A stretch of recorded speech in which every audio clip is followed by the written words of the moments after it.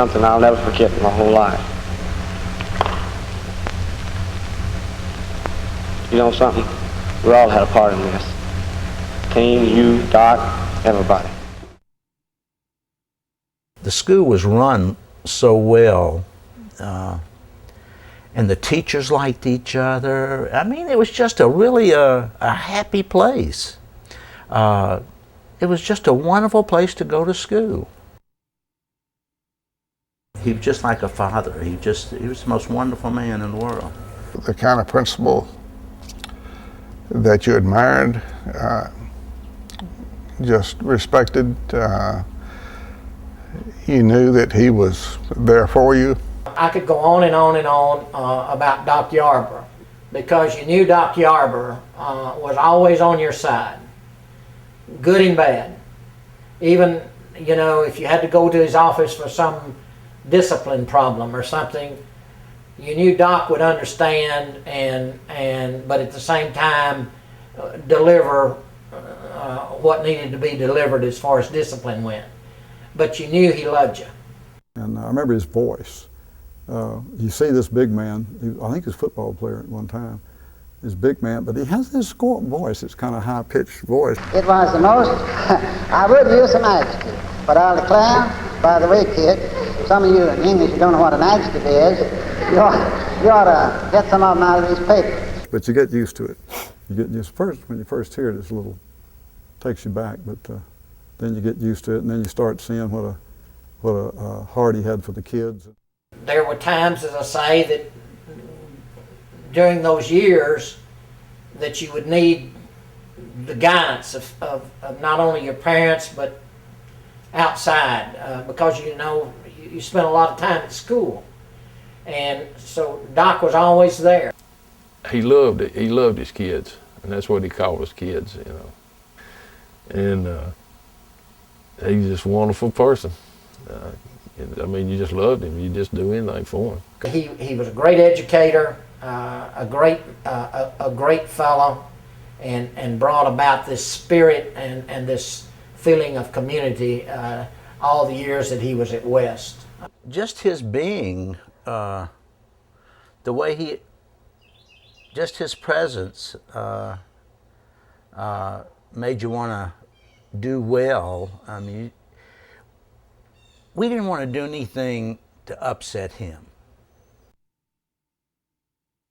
He was tough but compassionate, and really cared about you, and you knew that. Jimmy thought every shot that he took in basketball should go in. So we were having practice one day, and Jimmy shot 5, 6 times and didn't hit any.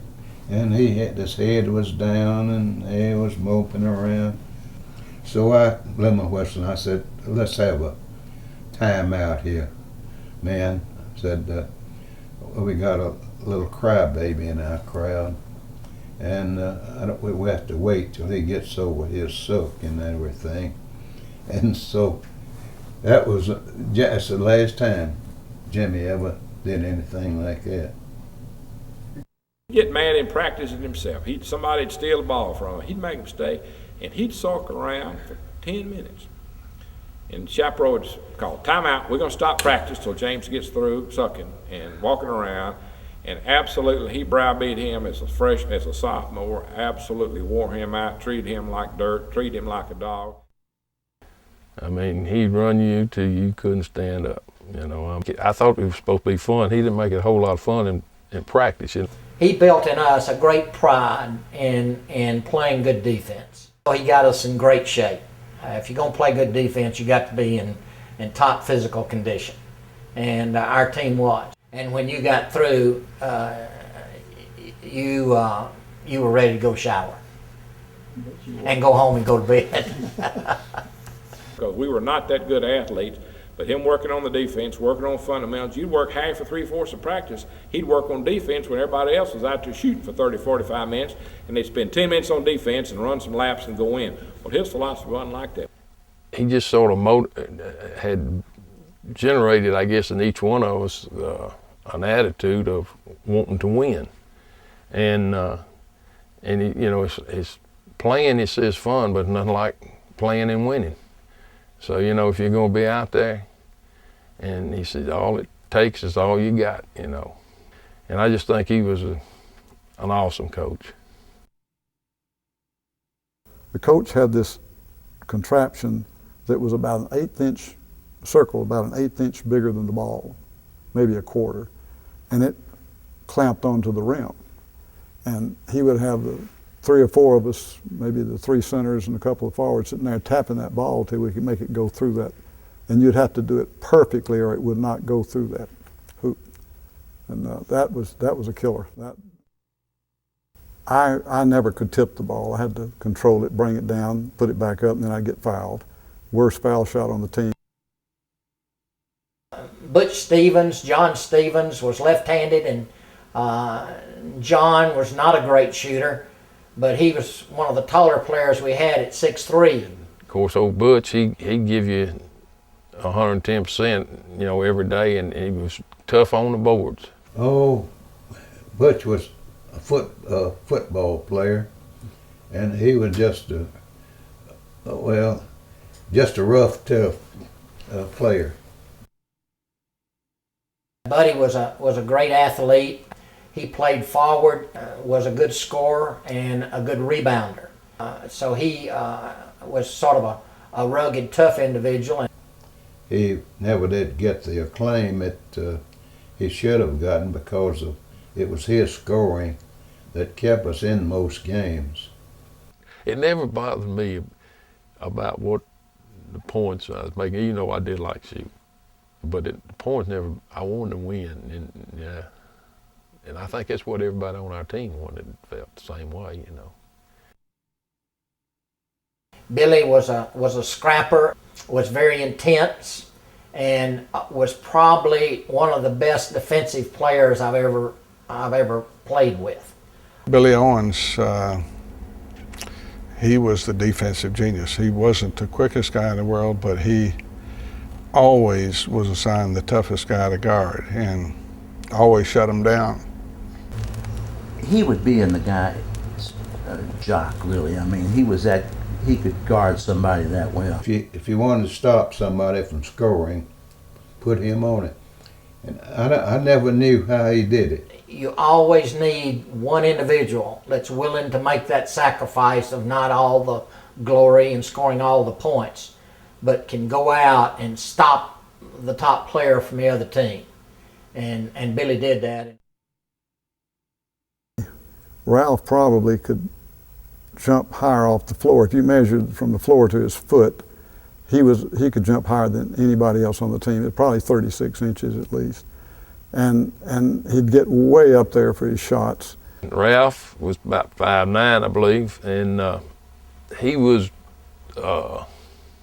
Ralph was not as pure a shooter, I'd say, but he just had a lot of moxie about him. Well, I weighed 154 pounds, and I'm going to cheat a little bit. I was 5'7.5". I may have not had the half, but I was 5'7". And Ralph was a competitor. If you went to war, you'd want Ralph on your side, because he was tough. And if the game got tight, Ralph was one of those that you could count on. My father had a little grocery store over in South Nashville, and we lived behind the grocery store. I lived in the black neighborhood. That's where the store was. I integrated Napier Park. I was the only white boy on the Napier Park team. They taught me how to play. I mean, they were good. They were better than the white kids I was playing against. They were my education. I was one of the few Jewish athletes in the whole city. I mean, they're not the most athletic group. I mean, gosh. I used to be called Dirty Jew. It didn't bother me. I could handle myself. I wasn't afraid. I may get the hell beat out of me, but I'd get my licks in if I had to. I can remember having my fist right in the guy's face, right on the court. I say, say it one more time, that's it. I spent a lot of time in the backyard. Later on, I guess all of that practice and fondness for the game that's probably where I was able to hone my skills to some degree. At my grandmother's, I had a goal up on a smokehouse, and so that's where it all started. Could shoot the ball from the locker room just about. That's how good a shot he was. The backbone of the team. I just marveled at not only his ability, but his understanding of the game. And he was particularly good in a clutch situation. Every year he'd come over in the summertime and say, "Mr. Chris, can I go up and practice in the gym?" I said, "Jimmy, go up there and stay as long as you want to. It's hot up there, though." He'd go up there sometime and stay 2 or 3 hours shooting that ball. I could hear it bouncing, bouncing, bouncing, and shooting for the day. And then just one day, nearly every day. After I would get through practicing, I'd get maybe 8 or 10 of the little kids that were out in a playground outside the gym to come in, and I would dribble in and around them and tell them, "Now, you knock me down, you do anything you want to do, get this basketball, and I'm going to do everything I can do to keep you from getting it." And so I would dribble, and they would just slide and hit you and do everything they could to get the basketball. And so I credit some of that with giving me the ability to control the basketball. Frenchy was an excellent ball handler. He could find open man. He could shoot. He was probably the purest shooter on the team, no question. He was the purest shooter. But I think, what was he, about 5'7", you know? Eddie Greer, Eddie was a junior. He was also a substitute. He was Eddie was probably back then about 6'1". Skinny as a rail, down like a beanpole. But he really was a hustler, and he could get some rebounds. Archie Grant was a reserve guard, and if I got into foul trouble, Archie would be the first person to come in, because I'm the one that used to get in foul trouble. And Archie came off the bench a lot of times and really helped our team when we needed him. Bobby Glenn was an unusual fella. Bobby substituted at center, backing up Eddie Gaines and Butch Stevens, and Bobby was almost deaf. He couldn't hear, and but yet again, you know, he worked hard and played hard and overcame that sort of handicap. Vaughn was a backup guard to Ralph and myself, and a good quick player. Jerry Marson, and Jerry was a backup forward and played a good bit. We had the greatest 2 managers you want to know. Oakley was a manager and Jimmy Lewis was a manager. They were just part of the whole unit. They were on the team. Well, I was so bad in basketball that he just told me, "You're gonna be the manager," and that was it. So you don't have any veto power when you when you're talking to him. And the spirit at West High School was second to none. And we had a song called "I'm Looking Over a Four-Leaf Clover," and that was taken on as a good luck charm. And we always had a spirit band, a group of boys and girls, about 7 or 8 of them, that would make up a spirit band. And when they would start ringing in that "I'm looking over a four-leaf clover," as you can see, it sort of brings chill bumps to me even today. They'd have these pep rallies, and they'd call the team down on the floor, and some of them would say a few words. And that particular year, it was Dr. Yarborough's last year as principal, and Jimmy French announced to the student body, it was a hushed crowd. I get emotional just thinking about it, but he said, "We're going to win state championship for Dr. Yarborough."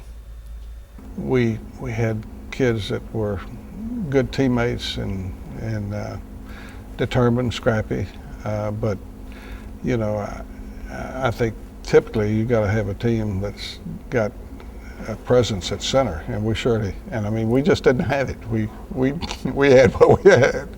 And then we started off pretty good, and we started beating everybody. And as it got, mushroomed by, we were undefeated for the month of December. I think we were 8-0, and we played Hillsborough. They were undefeated. We lost to them by 2 points, and we lost to Father Ryan over at Father Ryan, and we lost to East. Before every game, on the afternoon after we got out of school, they would have a pep rally in the auditorium.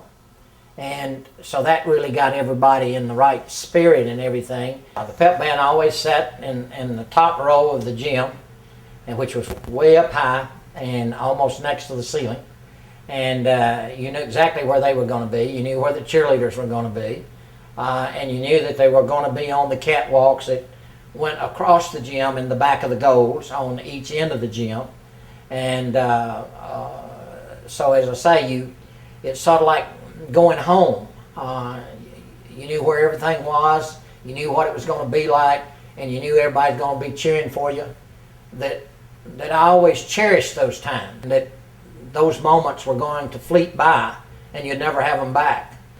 Going into that gym and playing that game, you said to yourself, well, I'm blessed because I'm here at this time doing this, and I've got all of these people that love me and care about me, and so that's what life's all about. You had a district tournament, and you played all the local schools that were in your district, and then you went to the region, which then you branched out to play other schools, sort of like in Middle Tennessee.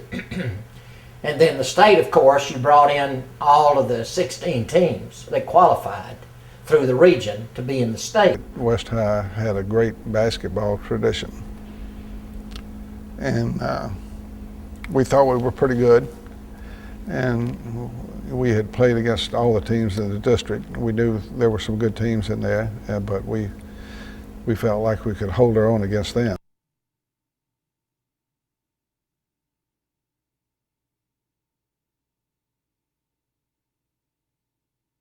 Miss Yarborough asked me, beginning of the tournament, if I'd like her to make a scrapbook of the game. I said, no, just say the first paper will be all that'll be necessary as far as we are concerned. She says, what do you mean? I said, because we beat Cone only 2 points in 2 games, and you can't beat a team the third time.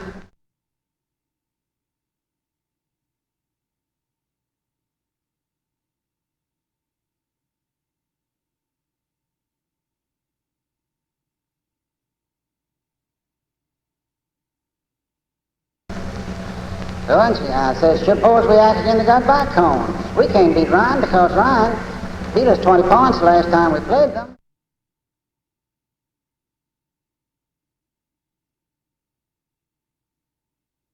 And I said, it's absurd to think about beating the NBA again because we beat the NBA twice, and I know they won't let us beat them 3rd time.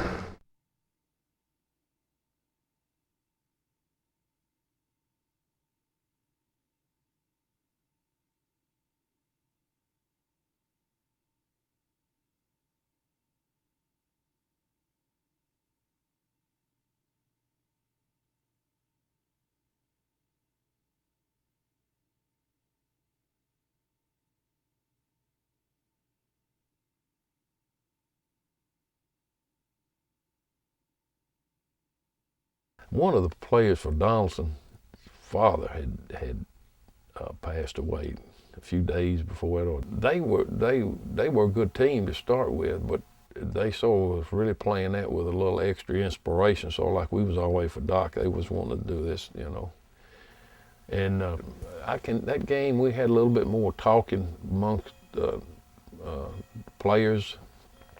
Our opposition, they were talking to us.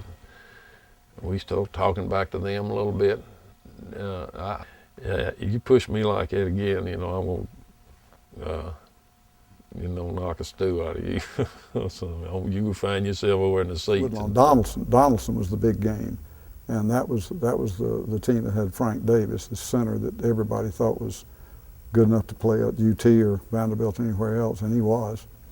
We fouled out 3 centers on him, myself, Butch, and Bobby Glenn. Eddie Greer wound up guarding him. 20 seconds and we were down 4 points, and you know, they could have stuck a knife in us, we were done.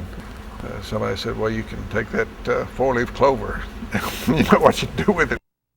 We were 4 points down, about 20 seconds left in the Donaldson game, and Donaldson had the ball.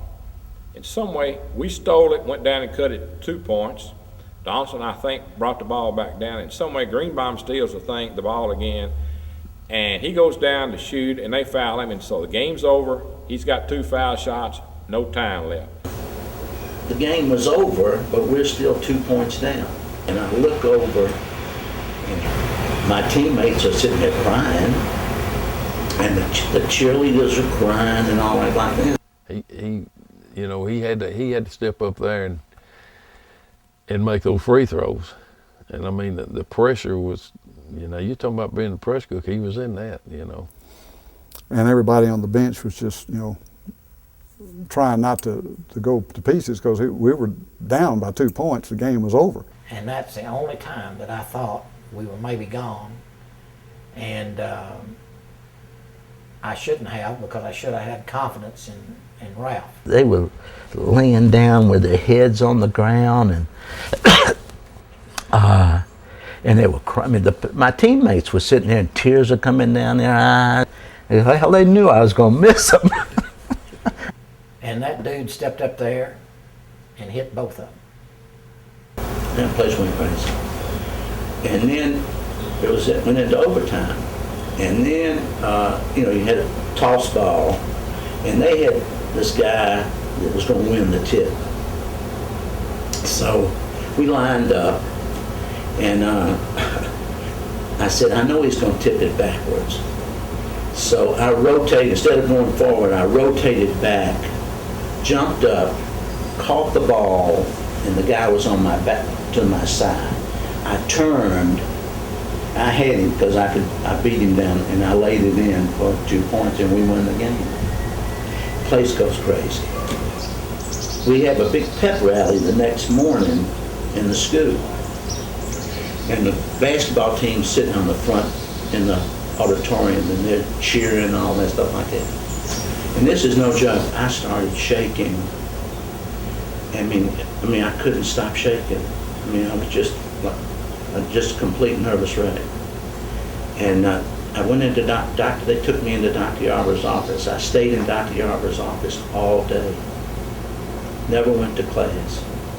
I read comic books, did everything just till I could calm down. I mean, I couldn't. I didn't. The night before it didn't bother me, but I was just a nervous wreck. And nobody else was, but I mean, I don't know I never had done that before, and never had done it since. But it was just I don't know what you call it, but I was just a complete mess. That was where people began to say, you know, something's going on here. Ready. There's the time.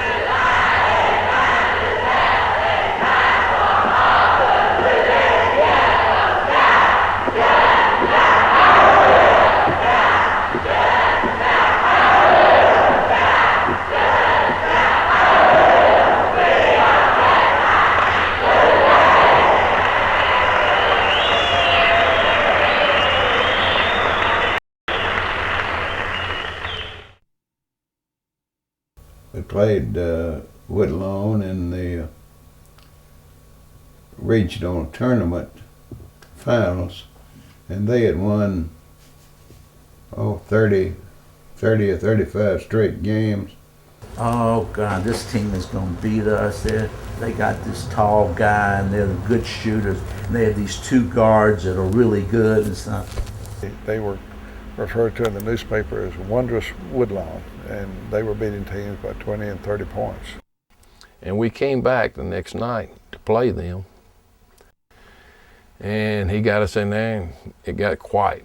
I mean, something just, it was, you could hear a pin drop. And he said, all right, I'm going to tell you how we're going to beat these guys.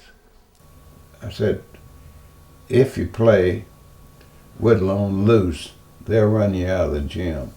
If you play them belly to belly, they don't have a sense of what to do with the ball. And we were supposed to lose to Woodlawn about 15 or 20 points. Coach Shapiro said we're going to guard them like they've never been guarded, and we're going to stop the fast break.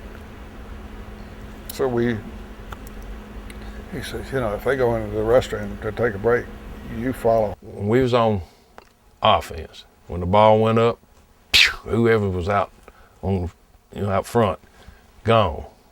Don't worry about no rebounds, go to the other end. Because they fast break all the time. And that was one of the key things. We stopped their fast break dead. They didn't know what to do. That was the only game where we got to sit out the last 5 minutes of the game. We watched, Jimmy and I watched because we'd beaten them so badly. When we beat a team that was unbeaten, that had beaten one of our close rivals, the night before, I think that made people pick up and take notice. About the time we beat Woodlawn, I thought, holy cow, we're gonna pull this thing off. Back then, you didn't have classifications. So you had little schools, big schools, medium-sized schools, all coming together to play each other. And it was wonderful because ever so often the little schools would beat the big ones. And the communities would come to the games, have the gym full and pulling for your community and your town. In the state, there's an unknown factor there. And so you're a little bit more uneasy playing in an unknown area as far as knowing the players and how good they are. I knew we were good. I mean, I felt like we'd win 3/4 of the games. I had no idea how we'd do in the tournament, and we had some narrow squeaks in the district. What would be your goal? Would be to win a state championship. What were the chances? Sort of remote, I guess. We didn't have a lot of height. We was running a little short on height. But to think that we might win a state championship, I mean, that would be the goal, but I didn't know, didn't take it any farther than that, just one step at a time. Let's see what we can do. And we weren't supposed to win. We didn't have the best. We were little. Individually, we weren't very good on it, but as a team, we were pretty good. Monday morning, Coach Shapiro gave out all the passes to the basketball players, and the cheerleaders got their TSSAA passes for the basketball game. Well, everybody was sort of short of funds, and so we decided we were going to help all the students out. So we went over to a local printer, and we had TSSAA passes printed. And so we had to have, they had a signature on it, had AF Bridges on the TSSAA pass. So at lunchtime that day, we had a forging contest in the cafeteria. Who could forge Mr. Bridges' name the best? So somebody won the contest and sit there and forged all 100 passes. And so we passed them out, and everybody in school, most everybody in school had a TSSAA pass to the basketball game. So we were going in, I think it was Tuesday night, we were going in the back door to Vanderbilt Gym, and we were showing a pass to get in, and this guy on the door said, gee whiz, I can't believe this. I have never seen so many passes from West High School. But then everybody was broke. Their parents were complaining about giving them money because they didn't have any money in the first place. So the reason we had a good crowd there, we were kind of freeloading. Well, most of the kids were sort of freeloading on the forged passes.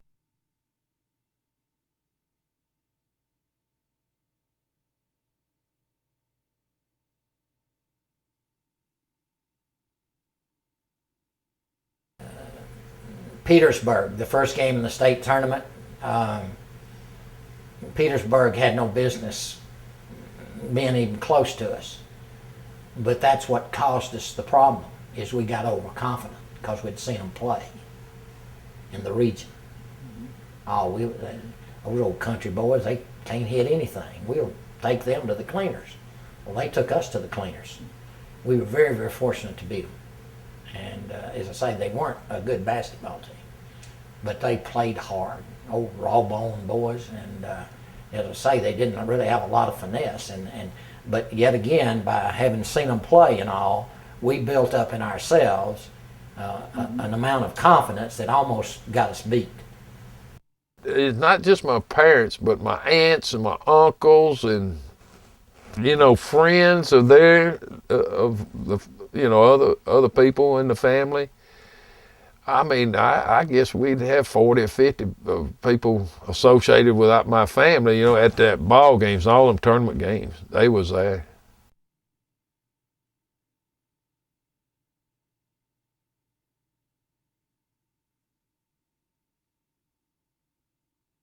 Lake City had an excellent team. They had an old Indian named Jim Smelcher, dark-complected Indian boy, and he was huge, biggest guy we'd seen. And then they had a couple of little guards that were great, and they had a good team, probably one of the better teams we played. Of course, you know, once you begin to get past that first round, everybody's good. And we were behind 1 point, and had the ball out of bounds, and they passed into Jimmy French. He dribbled to the foul, the top of the circle shot, and missed. And the game should have been over, but the ball rebounded right to him, shot again, went in. We were very, very fortunate to beat them.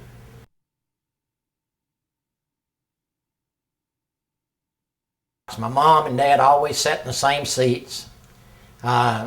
They never washed their clothes. They wore the same clothes every game, and made sure that the people were sitting next to them were the same ones every game. Never washed my socks. 10 games, and I'm sure that when I went out on the floor that folks could smell my socks. I never washed my socks. Oh, Adam, that's bull if he just said just socks. I don't think he changed anything. I don't know if he wore the same clothes over and over and over. I don't know if he changed underwear. If he'd tell the truth, I don't think he changed anything. I always carried a little 4-leaf clover that was encased in an acrylic sort of round circle. And I always kept that in my pocket. And I always carried that with me.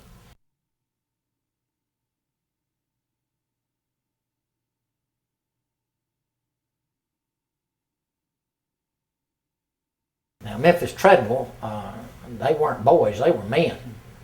The prognosticators, you know, predicted them to hand us our lunch.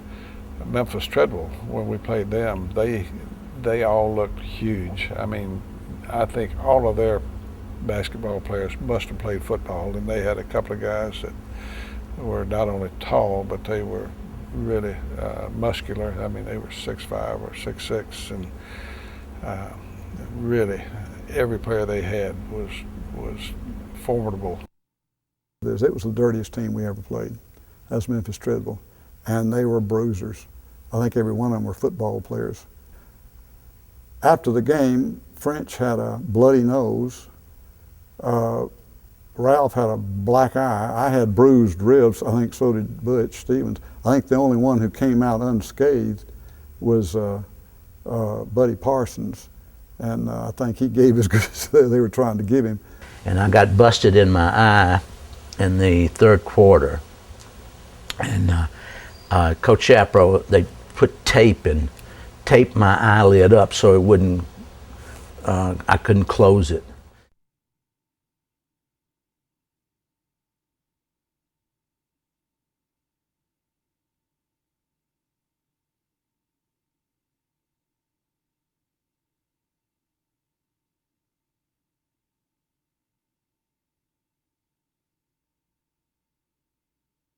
About 10, 11 o'clock, I met 3 or 4 guys over at West High School because we had to get all the stuff ready for the ball game. The cheerleaders had to get all the balloons, all the shakers and stuff. We were spending money right and left of what the school didn't have. And so we needed, as usual, we needed about 25 helium balloons. And this created a crisis because our place of purchasing this stuff was closed on Saturday.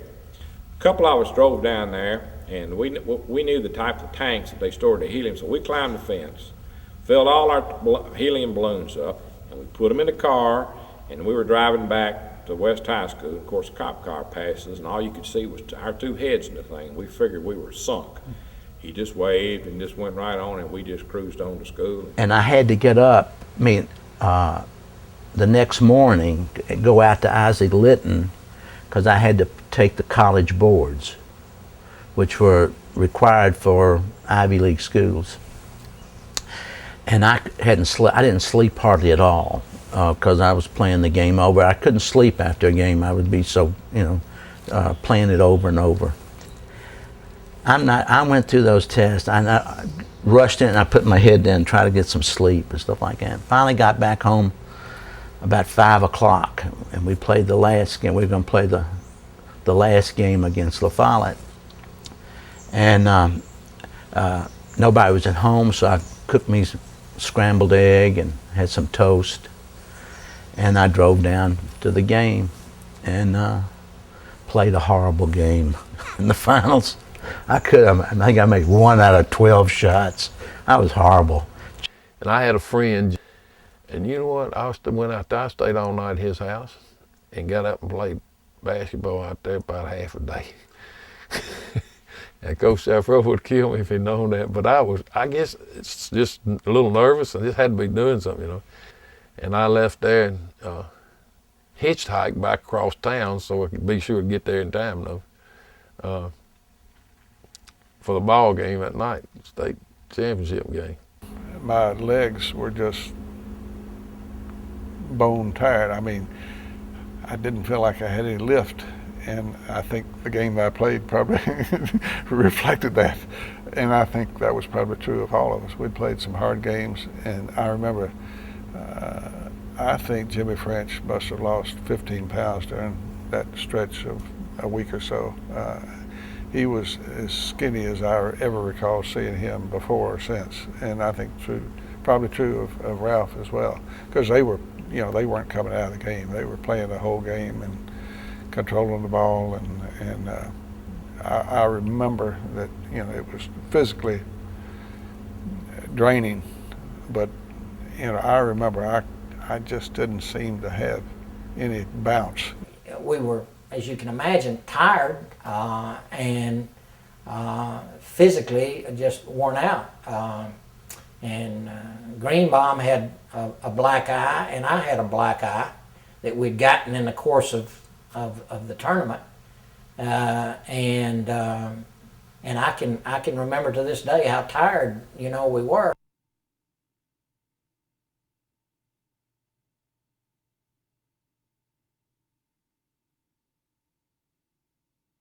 Dear Joe, congratulations are such trite things that I mean to pass them by and leave them for others to offer. I know that you are very proud of your boys, not only because of their valiant performance against the Memphis team last evening, but because of their calm, steady conduct all through the tournament. And I know they are proud of you, Joe. But I did get to hear Munson's barking in the last 5.5 minutes of the game in the overtime. Of course, I felt the tension and the pressure, Joe, more so because I had played and coached. But it is not of the crushing strain of those closing minutes that I want to talk. It's of the armor your boys had to turn the attack on their nerves, their minds, and their bodies. There was sermon in the conduct of those chaps last night. It was almost mystical, Joe, how I received impulses from that gym as I sat by my radio. When many a hardy soul would have fought on furiously against the odds, Frenchy, Greenbaum, all of them, Parsons, DuBose, Owens, Stevens, all of them, fought calmly and coolly. It was as though they knew that the outcome would be what they wanted, and they had to do only their part as long as the game lasted. That's a powerful lesson you've taught those boys, Joe Chaparral. I wish our clergy could get it over like you had. You've consciously or unconsciously got it across to them, something that's far more important than winning a game. I heard you pray, Joe. That was one of the impulses I got from that gym. You prayed as Mrs. Way and I did every time that ball headed for the backboard, and it paid off, boy. I'm glad a coach can pray. When he does, his boys will pray with him, whether he and they know it or not.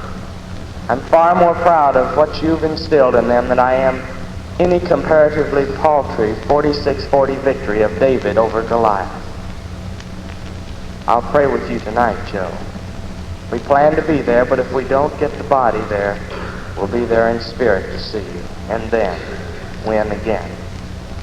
You can tell them that there's a man in this town that remembers seeing you play like they played last night, and that man is thankful that you're coaching them, because you were no slouch in your day. I can hear you say, they won the game. It was their spirit that brought them through. So I'll close by reminding you that the clay is still a useless mass until the potter plies it into a useful vessel. Cordially yours, Jim Way. And we fell behind, and things were getting kind of discouraged, and we were behind at halftime. During the state tournament, Doc had a physical, and that's when the doctor told him that he didn't want him to go to any more basketball games. Keep him out of going and getting in a stressful situation that might affect his heart. Every day right after lunch, about 1 o'clock, he'd take a nap. I had to give him a B12 shot. He called, his wife had called and said, Henry, you got to have a B12. I just feel like I can't shoot him anymore. I said, I'll be over there. So I go over and give him a B12 shot for his health. And when we got on the short end of the score, he got Miss Yarber and said, look, you know, I might fall over dead, but I'm going to be there with this team because they've done so well, and now it looks like they're going to lose this last championship game, and I'm going to be there for them. So they got up and left the house and came to the gym. And all of a sudden somebody turned around and said, there's Dr. Yarbrough. I mean, you could hear the noise come in. He walked in because he wanted to be with us because he was afraid we were going to lose. Fearing the worst, but hoping for the best, and trying to keep a brave face on. And then, you know, when he walked in, you thought, gosh, now we're going to let this guy down. We can't let him down, you know. But he walked out there, and everybody, you did not want to let him down. And I'm sure that was the feeling. I mean, it was his last year, and we'd come this far. We had to do it. They got into the gym and started down the aisleway coming down to sit somewhere near our bench. And the minute they hit the top of those stairs, that whole gym went dead silent. Somebody said, there's Doc Yarbrough. And we were in a huddle when this happened, a timeout. And it so startled us that we looked up to see what was going on that would cause this silence all of a sudden. And then we looked up, and here he was coming down the aisle like a ghost. And I mean, tears just started flowing. Doc Yarbrough, he comes walking in the gym when we was sagging a little bit, you know. And I heard the crowd then. And I saw him, and I think tears came in my eyes, you know.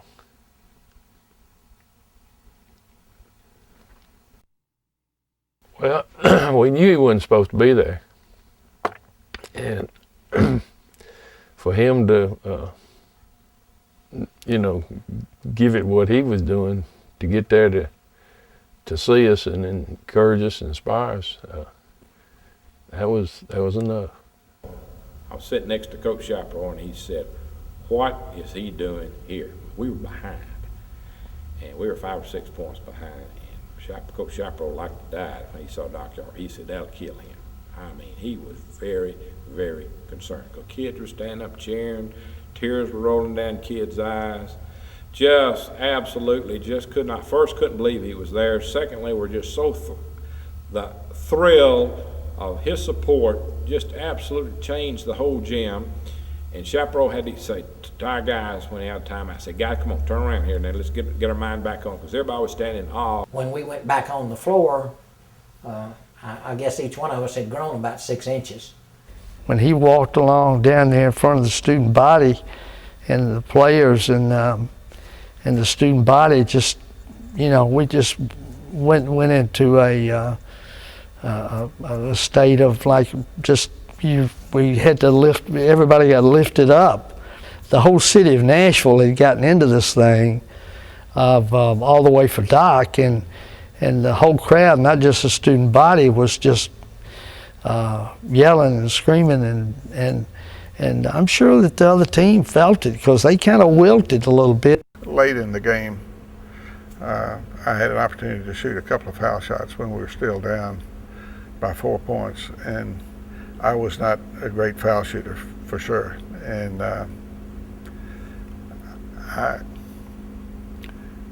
remember Jimmy France coming over and saying,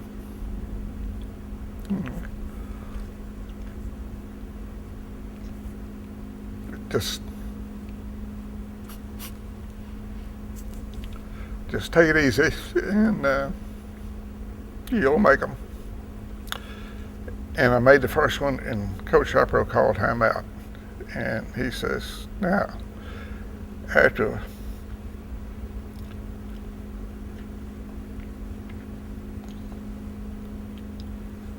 Butch makes his next foul shot, here's what we're going to do. So, made it. We were 1 point down and only about a couple of minutes to go. And I drifted off to the right-hand side of the top of the circle and threw up a hook shot. Because I was always practicing in Freddie Lowe's backyard. He had a goal that set up on top of a roof on a garage. And I was always practicing hook shots like I was a big center or something, And I shouldn't have been shooting a hook shot, particularly at that stage of the game. He's almost getting out toward the free throw line, going, with his back to the key and going this way and throwing it up. I saw him throw it, think about, oh God. I wasn't sure that was the thing to do. I was thinking about trying to get in position for a rebound as much as it. But that was the most beautiful hook shot you've ever seen. It banked off of that board and didn't hit nothing but net. That thing went through, boom, So, and that now, something like that, that really went, hey, this is it. We're going to do it. We're going to do it now, Man makes a shot like that. Well, all the way for Doc. All the way for Doc. All the way, it would just crescendo up, and this. Yeah, it was very nerve-wracking, but at the same time, the crowd, as you can imagine, was getting into sort of a fever pitch because time was running out. This was the state championship game. So it just, I don't know, you just get pumped up. Being 1 point behind, they were trying to get the basketball. And so they ended up fouling. And I think, hit a couple of free throws, and that, I believe, made it 42-40. And the team was we were just crying. We were just, it was such emotional and stuff like such a letdown, and we were all crying.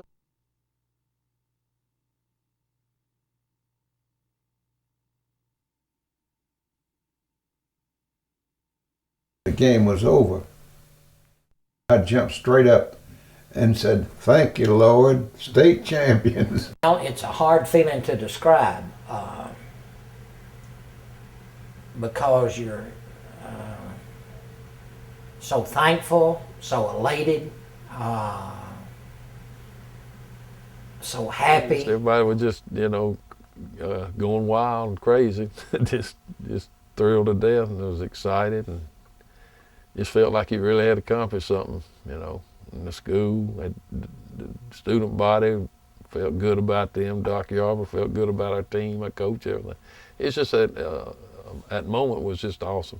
The student body, they were the sixth man on the team. They really were. They was just awesome.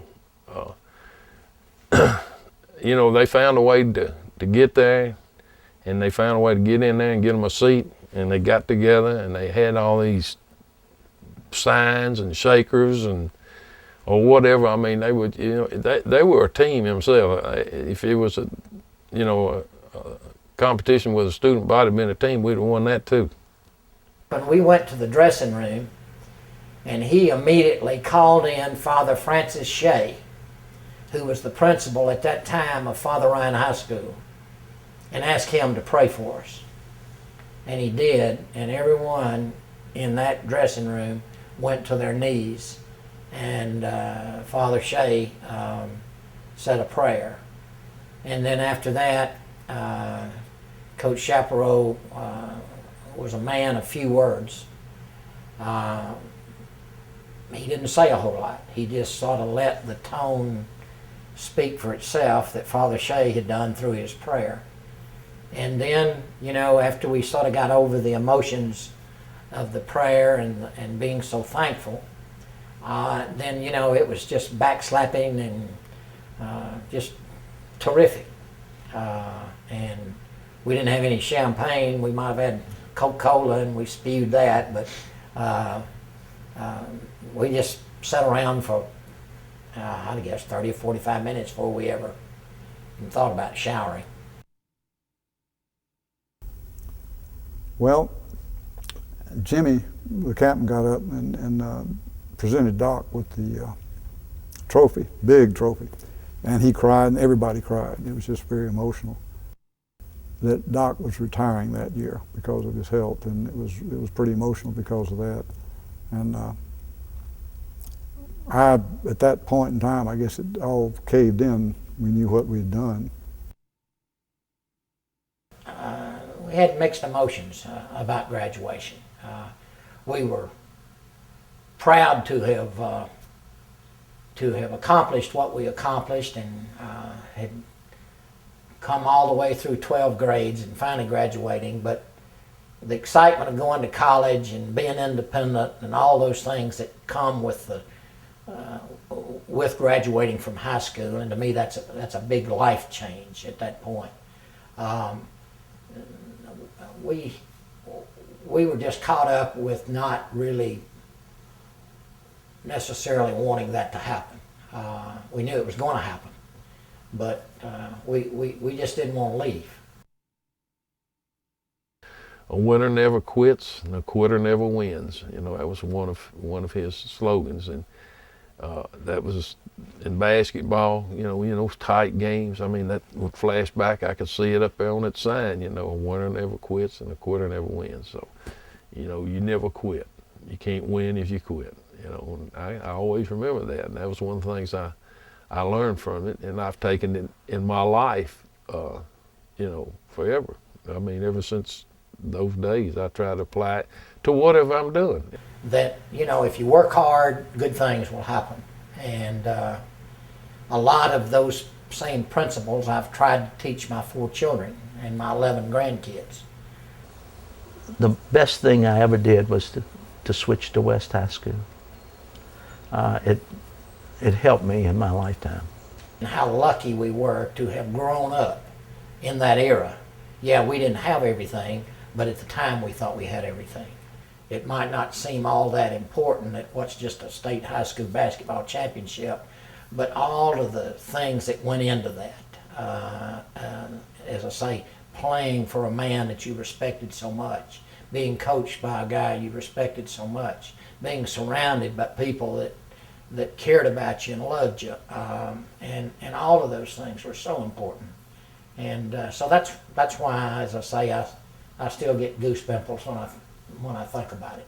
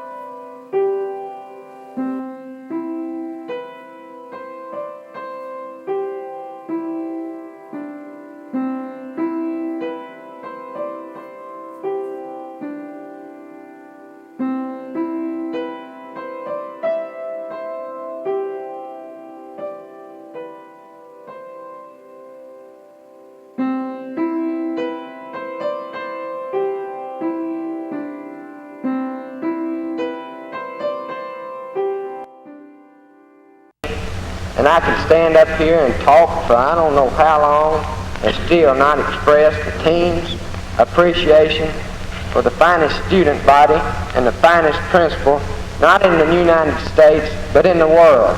I happen to play basketball, but I think I've learned how to help live my life. We have learned the power of cheering. We've also learned the power of prayer. We got the best boys. I don't care what anybody says, though. I know right now, for the rest of my life, I'll always know that West is best. It's something I'll never forget in my whole life. You know something? We all had a part in this. Team, you, Doc, everybody.